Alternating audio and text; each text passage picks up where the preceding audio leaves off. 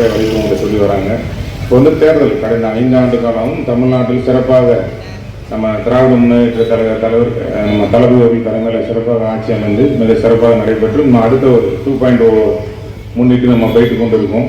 இதில் என்ன நம்ம பார்த்தீங்கன்னா தமிழ்நாடு முழுவதும் கிட்டத்தட்ட இன்னைக்கு நம்மளோட எதிர்கூட்டணி வந்து 2 அணி 3 அணி 4 அணியாக நிற்கலாம். ஒன்று வந்து அதிமுக, உங்களுக்கு ஏற்கனவே தெரியும். அதிமுகவை பற்றி உங்களுக்கு 50 கிலோமீட்டருக்குள்ள இருக்குது.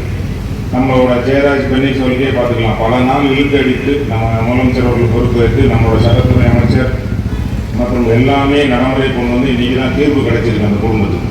ஏனென்று கேட்டால் இதே தான் நம்மளோட இன்னொரு பெரிய பயங்கரமானது.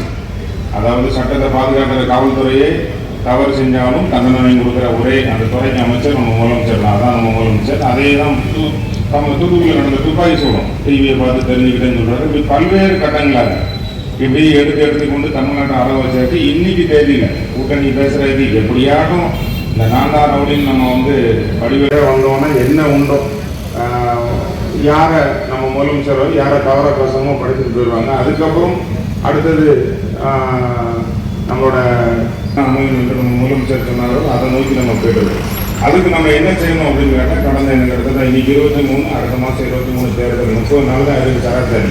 இந்த 30 நாளில் நம்மளோட பணி மிக சிறப்பாக நடைபெறும். கூட்டணி கட்சி ஒரு ஓட்டாக இருந்தாலும் சரி, நம்ம வந்து இப்போ 50,000 70,000 1 லட்சம் ஓட்டு வித்தியாசம்னு சொல்லிட்டு இதை வந்து அசால்ட்டாக இருக்கக்கூடிய எல்லா இடமும் அதாவது தமிழ்நாடு முழுவதும் டெபாசிட் போகணும் 200 நம்ம முதலமைச்சரோட நோக்கம்.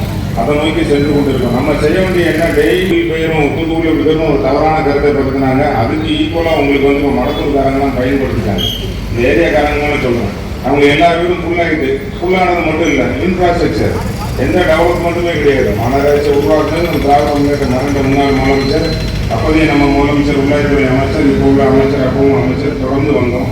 எந்த பணிகள் செய்யாமல் தொழில் வந்ததுனால ஏகப்பட்டுட்டாங்க. அதாவது 1 லட்சம் 1.5 லட்சம் 4 வருஷத்துக்கு முன்னாடி தண்ணி வந்தால் 35 நாள் 1.5 மாதம் எடுக்கிறது ஆள் கிடையாது. அதை பற்றியே கண்டுக்கிறது கிடையாது. இந்த பகுதியில் உள்ளவங்க காலி பண்ணி வேறு இடத்துக்கு தெரியாது. புதுக்கோட்டைக்கு போனவங்களும் இருக்காங்க, திருநெல்வேலிக்கு குடியேற போகிறோம்னு நினைக்காங்க. இன்னைக்கு அதெல்லாம் நம்ம ஆண்கள்லாம் சந்தோஷம். தூத்துக்குடியில் இருக்கிறவங்க எல்லாம் இன்னைக்கு கோடீஸ்வரன் கூட நம்ம திராவிடாவில் எல்லாத்தையும் கோடீஸ்வரன் நம்ம ஊரில் ஆகியிருக்கோம். நீங்கள் வந்து அது எல்லா மக்களுக்கும் தெரியும். அடுத்தது பார்த்தீங்கன்னா இந்த பகுதியில் இஎஸ்ஐ மருத்துவம் 2009 கொண்டு வர முயற்சி பண்ணது அப்போதைய மன்மோகன் சிங் அவர்கள் பிரதமர். அந்த திட்டமும் அப்படி கடற்குள்ள போட்டு இப்போ நம்ம பாராளுமன்றத்தில் நிறைய முயற்சி பண்ணி கொண்டு வந்தாச்சு. கொண்டு வந்து அந்த ஏரியாவுக்கு நிறைய டெவலப்மெண்ட்டு அதை சுற்றி உள்ள ஏரியாலாம் முன்னேறுது. இங்கே பார்த்தீங்கன்னா ரைட் சைடு திருவிக்கா நகர் பக்கமும் சரி, நம்மளோட சங்கர் காலனி பக்கமும் சரி, யாருமே வரமாட்டாங்க. இருந்தாலும் அது 110 கோடி தமிழக முதலமைச்சர் உத்தரவுக்கானுங்க. நம்ம சட்ட அமைச்சர் அவர்கள் எல்லாம் முயற்சியில் 110 கோடி உங்களுக்கு வார்டு நம்பர் தெரிஞ்சிருக்கும். இல்லை பிஎன்டி காலனி, ராஜீவ் காலனி இருக்கிறோம், மில்லர்புரம் எல்லாம் பல்வேறு கட்டங்களாக குடிநீர். அதாவது இந்த பகுதியெல்லாம் உங்களுக்கு 5 நாளைக்கு ஒருக்காங்க, 7 நாளைக்கும் தண்ணி வர வாசம் கிடையாது. நீங்கள் வந்து மாதத்துக்கு நல்லா கேட்டுக்கோங்க. லாரிக்காரங்கெல்லாம் போகணும், என் தொழிலெலாம் மண்ணடி போட்டியது. ஏன்னா மக்களுக்கு அடிப்படை தேவை குடிநீர் கொடுக்கணும். அது வந்தாச்சு. இப்படி பல்வேறு கட்டங்களாக நம்ம மக்கள் மேம்படுத்திருக்கோம். இதுக்கெல்லாம் தொடரணும். எப்படி நிறைய விஷயம் நாங்கள் வந்து மாநகராட்சி மூலமாக சொல்லியிருக்கேன். அதுபடி செயல்படும். அதுக்கு நம்ம செய்ய வேண்டியதெல்லாம் நம்ம வந்து அமோகமான வெற்றி. உதயசூரியன் சின்னத்துக்கு நம்ம ஏரியாவில் நம்ம உதயசூரியன் தான் நிற்கும். அப்படி பல்வேறு சின்னங்கள் இருந்தாலும் நம்ம பகுதியில் உதயசூரியன் தான் நிற்கும். இதை நீங்கள் பெருவாரான வாக்கு வித்தியாசம் வெற்றி பெற வச்சு அடிமைத்தனமாக, அதாவது தமிழன் என்று பார்த்தீங்கன்னா தமிழன் உலகம் முழுவதும் இருக்கும், தன்மானத்தோடு வாழ்ந்துருக்கோம். இல்லாத இடமே கிடையாது. இப்போ ட்ரெயின் வந்துட்டு ரோடு வந்துட்டு கப்பல் வழியாக போயிடும். முன்னாடி வழித்தடமே இல்லாமல் வழித்தடம் கண்டுபிடிச்சிருக்கணும். நம்மளோட தமிழரோட எண்ணம் தமிழ் பேசுகிறாரு. தமிழ் தலை குனியாமல் இருக்கும்னா தமிழகத்தை காப்பாற்ற நம்ம முதலமைச்சர் அவர்கள் தலைமையில் ஆச்சு. மற்றும் நம்முடைய 15வது வார்டு வட்டக்கழக செயலாளர் திரு பொன்பெருமாள் அவர்களே, 18வது வார்டு மாவட்ட உறுப்பினர் ஜான் அவர்களே, திரு முருகேசிக்கு அவர்களே, முன்னாள் மாவட்ட வியாபார பெருங்குடி மக்களை, பொதுமக்களை நாம் எல்லாம் எதிர்நோக்கி இருக்கிறோம். வருகின்ற தேர்தலில் 5 ஆண்டுகள் நல்லாட்சி புரிந்த முதலமைச்சர் அவர்களுக்கு ஆதரவு தர வேண்டும் என்று, ஏன் எப்படி இந்த ஆட்சி இருந்தது என்பதை மக்கள் மத்தியில் எடுத்து வைப்பதற்காக இந்த ஒரு திருமண பிரச்சார கூட்டம் தொடர்ச்சியாக 7 நாட்கள் நடைபெற உள்ளது. நம்முடைய முதலமைச்சர் காட்டுக்கு அன்னைக்கு தட்டுப்பாடு இருந்தது. ஆஸ்பத்திரியில இருக்கிற அந்த மருத்துவ ஓட்டுக்கு தட்டுப்பாடு இருந்தது. அதை ரூர்கேல வந்து கொண்டு வந்தாரு. கூடுதல் மருத்துவமனை, கூடுதல் மருத்துவர்கள், கூடுதல் நர்ஸு, அந்த மருந்துகள் தட்டுப்பாடற்ற நிலைமை என்றெல்லாம் நடவடிக்கை எடுத்து அந்த கொடிய வியாதியிலிருந்து நம்ம மீட்டெடுத்தார் என்று தான் சொல்ல வேண்டும். அதுபோல கொரோனா நோயாளியை இந்த வார்டுக்கே சென்று பார்த்த ஒரே முதலமைச்சர் நம்முடைய முதலமைச்சர் தான். அவர் யாரும் போகலை. என்னுடைய அனுபவத்தை சொல்லணும்னா, நம்ம அநேகமா தனியார் ஆஸ்பத்திரியை யாரும் கொரோனாவுக்கு மருத்துவ சிகிச்சையே பண்ணலை. நம்முடைய அரசு மருத்துவம் மட்டும்தான் பண்ணது. அரசு மருத்துவமனையில மனைவி அட்மிட்டா இருந்தா கணவர் கூட போய் பார்க்கல, கணவர் இருந்தா மனைவி பார்க்கல, பிள்ளைகள் பார்க்கல, எல்லாருமே நிராதாரமா விடப்பட்டாங்க. ஆனா அன்னைக்கும் களத்துல இருந்தவங்க நம்ம திராவிட முன்னேற்ற கழக செயல் வீரர்கள், நம்ம எல்லாரும். அதுல ஒரு மாவட்ட செயலாளரே நமக்கு இழந்தோம் சென்னையில். அந்த அளவுக்கு முதலமைச்சர் நம்ம அத்துணை பேரை கலெக்ட் பண்ணி ஆட்ட வைத்தார்கள் என்பதை நான் இங்கு நினைவு கூற விரும்புகிறேன். அதுபோல தொடர்ச்சியாக அவருடைய திட்டங்கள், பொருளாதார ஆலோசனைக்கு ஒரு குழு அமைத்தார்கள். முதலாம் ஆண்டிலே அவரை சிறந்த முதலமைச்சர், சிறந்த நிர்வாகம் செய்து வருகிறார்கள். திட்டங்கள் மக்களை நேரடியாக போய் சேர்ந்துகிறது. அந்த திட்டத்தினால் என்ன பலன் கிடைக்கிறது, அந்த திட்டம் கிடைப்பதில் எது தடங்கள் இருக்கிறதா, தடைகள் இருக்கிறதா என்பதையும் நம்முடைய முதலமைச்சர் அவர்கள் அந்த திட்டம் நிறைவேற்றிய ஓராண்டில் ஆய்வு செய்ய சொன்னார்கள். அதுக்கு பிளானிங் கமிஷன், அந்த திட்டக்குழு மூலம் எல்லா திட்டங்களும் நம்ம சொல்லல, நான் சொல்லல, கூட்டணி கட்சியில சொல்லல, முதலமைச்சர் சொல்லல, ஒன்றிய அரசுடைய புள்ளியியல் விவரத்திலிருந்து எல்லா தகவலும் வருது. இன்னைக்கு இந்தியாவிலே முதன்மை மாநிலமாக தமிழ்நாடு பொருளாதார வளர்ச்சியில இரட்டை இலக்க வளர்ச்சி, 11.19% வளர்ச்சி. அதுபோல தொழில் வளர்ச்சியில் தமிழ்நாடு முதன்மையா இருக்குது.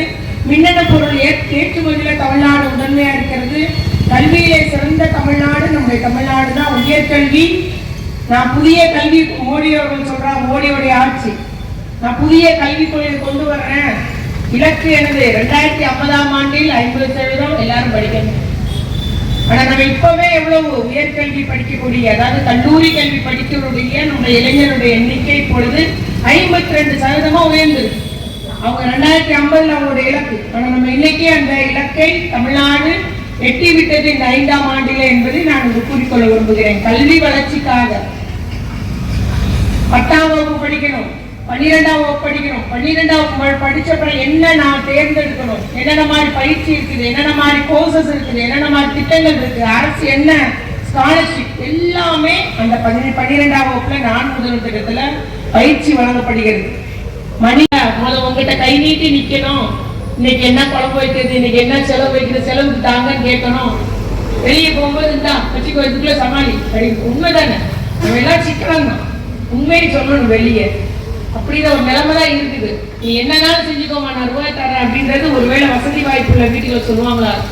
நான் அநேகமா நடுத்தர வர்க்கத்தினும் நம்முடைய தொழிலாளர் வீடு பெண்களுடைய நிலைமை அதுதான். இன்னைக்கு அவங்ககிட்ட வங்கியில பணம் இருக்கு, அவங்களே ஒரு நாளைக்கு உங்களுக்கு இந்த ரூபாய் வேண்டாங்க எடுத்துக்கோங்க, இன்னைக்கு இது செய்வோம், அந்த பண்டிகைக்கு இப்படி செய்வோன்ற மாதிரி திட்டமிடக்கூடிய நிலைமையில அந்த பொருளாதார சுதந்திரம் கையில வரும்போது நமக்கு ஒரு தன்னம்பிக்கையே வரும், மனசுல தன்னம்பிக்கை வரும். இன்னைக்கு பண்டிகை காலங்கள்ல இந்த வருஷம் நம்ம மக்கள் யாருமே கடன் வாங்கல. இந்த ட்ரெஸ் எடுத்தனாலே வட்டி கடன் வாங்குவாங்க. இன்னைக்கு அப்படி இல்லை பெண்கள். ஆகவே அந்த பெண்களுக்கு கொடுக்குற பணம் சேமிப்பாக மாறுகிறது, அவருடைய வாழ்வாதாரத்துக்கு உயர்கிறது.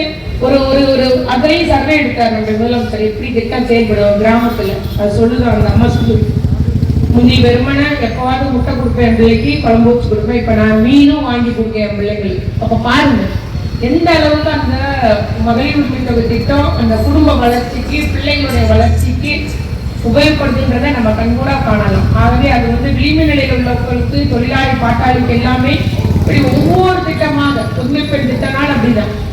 புதுமை பெண் திட்டம் தொடங்கும் போது 5 வருஷமா பிளஸ் 2 முடிச்சு படிக்க முடியாம வீட்டுல இருந்த பெண்கள்லாம் படிக்க வந்தாங்க. ஒரு கல்லூரியில மகனும் படிக்கிறான், தாயும் படிக்கிறான்.